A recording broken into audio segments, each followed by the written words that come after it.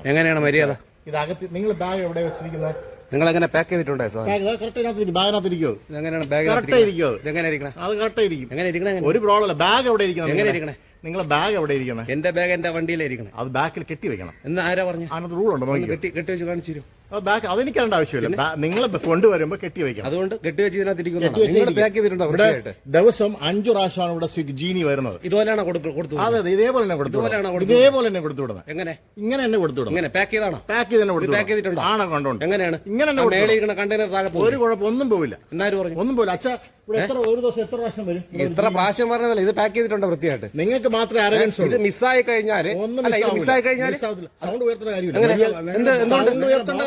Sound ഉയർത്താവോ? ഞാൻ ഉയർത്തിയില്ലല്ലോ. അങ്ങനെ ഉയർത്തി സംസാരിക്കില്ല. ഇത് എന്റെ വീടാണ്. അതുകൊണ്ട് എന്റെ നിങ്ങൾ എന്നെ വിളിച്ചു വരുത്തിട്ട് ഞാൻ വന്നത്. ഞാൻ സ്വിഗ്ഗിക്ക് പൈസ കൊടുക്കണം, നിങ്ങൾക്കല്ല. പിന്നെ സ്വിഗ്ഗിക്ക് കൊടുക്കണം. എനിക്ക് സ്വിഗ്ഗി തരണേ. അപ്പൊ വൃത്തിയായിട്ട് ഇത് പാക്ക് ചെയ്ത് തരണം. നിങ്ങൾ വരുമ്പോ മര്യാദ കസ്റ്റമർ ബിഹേവ് ചെയ്യും. എന്ത് എങ്ങനെയാണ് ബിഹേവ് ചെയ്യേണ്ടത്? നിങ്ങൾ കട്ടി വെച്ചുകൊണ്ട് വരുവാ. എങ്ങനെ ഫാഷൻ കാണിച്ചാൽ അല്ല, ഞാനൊരു കാര്യം ചോദിച്ചോട്ടെ. ഞാനിത് ഫാഷൻ കാണിക്കാനല്ല ഇറങ്ങണം. അത് ബാക്കി വെക്കണം. ഏത് ബാക്കിൽ? എന്റെ ബാഗ് എവിടെ വെക്കണം ഞാനല്ലേ തീരുമാനിക്കണേ. പിന്നെ എങ്ങനെ അറിയണം? നിങ്ങളിത് പാക്ക് ചെയ്തിട്ടുണ്ടോ? അല്ല, നിങ്ങളിത് പാക്ക് ചെയ്തിട്ടുണ്ടോ? ഇത് എവിടെയാണ് പാക്ക് ചെയ്തേക്കണം? ഇതെവിടെ പാക്ക് ചെയ്തേക്കണം? നിങ്ങൾക്ക് സംസാരിക്കാവോ? നിങ്ങൾക്ക് എന്നെ ഇടാ പോടാ വിളിച്ച് അല്ല, എപ്പോഴും വിളിച്ചാലും സംസാരിക്കാവോ? അങ്ങനെയൊന്നുമില്ല. അല്ലല്ല, ഞാൻ എങ്ങനെയാണ്? എന്താണ് ഈ മര്യാദ? എന്താണ് മര്യാദ? ഇത് പാക്ക് ചെയ്ത് തരാൻ പറയും. ഇതെന്താണ് ആ പാക്കിങ്? എനിക്ക് ബാഗ് ഇവിടെ വെച്ചു. അല്ല, ഇതാണ് പാക്കിങ്. ഇതാണ് പാക്കിങ്. ഇത് താഴെ പോയി കഴിഞ്ഞാൽ ഇത് താഴെ പോയി റെസ്പോൺസിബിലിറ്റി ആർക്കാണ്? ഡ്രഗ്സ് എല്ലാം കിടത്തുന്നുണ്ടോ? നിങ്ങൾ സംസാരിക്കുന്ന ഡ്രഗ്സ് ആയിട്ടുള്ള അവിടെ അടുത്തുള്ള ആളുകൾ സംസാരിക്കും. നിങ്ങൾ പോലീസിനെ വിളിക്കും. പോലീസിനെ വിളിക്കും. എന്നോട് നിൽക്കാം.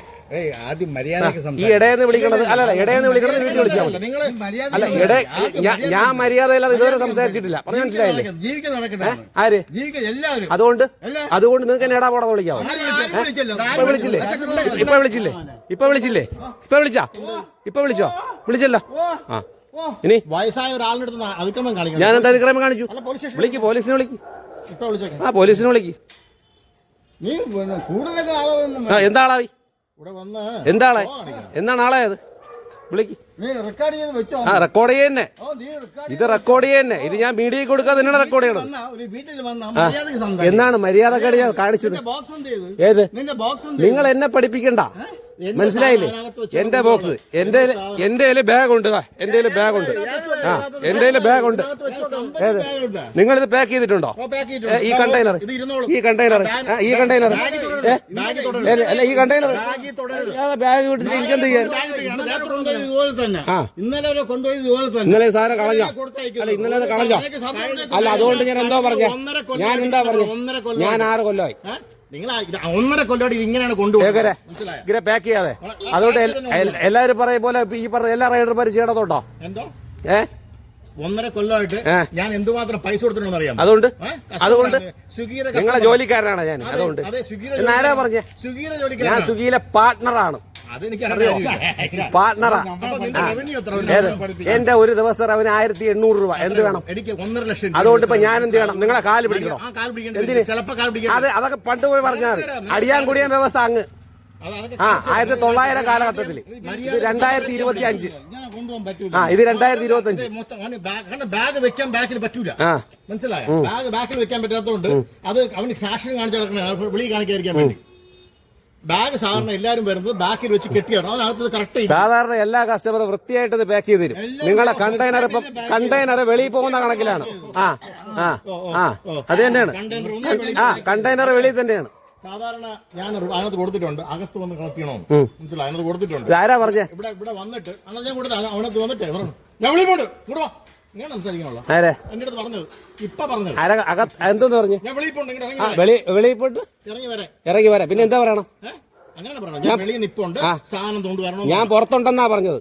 ഇത് റെക്കോർഡാ. അതുകൊണ്ട് അകത്ത് പറഞ്ഞു. ആരാ പറഞ്ഞേ? സ്വിഗ്ഗി പറഞ്ഞിട്ടുണ്ടോ? എന്ത് പറഞ്ഞു? ഡോറിനകത്ത് പറഞ്ഞാ ഗേറ്റിനകം. അതാണ് ഡോർ സ്റ്റെപ്പ്. പിന്നെ ഏതാണ്? ഏത്? അത് നിങ്ങളുടെ ഡോർ സ്റ്റെപ്പ്. ഞങ്ങളുടെ ഡോർ സ്റ്റെപ്പ് ഗേറ്റാണ്. അകത്ത് വരാനായിട്ട് നമുക്ക് പെർമിഷൻ ഇല്ല. ഞങ്ങൾക്ക് പെർമിഷൻ ഇല്ല. എവിടെ നിന്ന് പോവാ? ക്യാൻസൽ ചെയ്യ്, എന്നിട്ടല്ലേ പോണത്. പിന്നെ സൈക്കിൾ എടുത്താകത്ത് 1.5 ലക്ഷം രൂപയുടെ ശമ്പളക്കാരന്റെ ഹുങ്ക്. ആ ആണ് അത് തന്നെ. അതുകൊണ്ട് അടിയാന്ന് പറഞ്ഞ് നിക്കണോ നമ്മള്? സംസാരം വേണ്ട. എന്ത് സംസാരം വേണ്ട? സംസാരിക്കും. ആവശ്യമില്ല സംസാരം സംസാരിക്കും. സംസാരിച്ചിട്ടാണ് ശീലം. ആ സംസാരിച്ചാ ശീലം. അടിയാൻ കൂടിയ വ്യവസ്ഥയൊക്കെ അങ്ങ് പണ്ട്.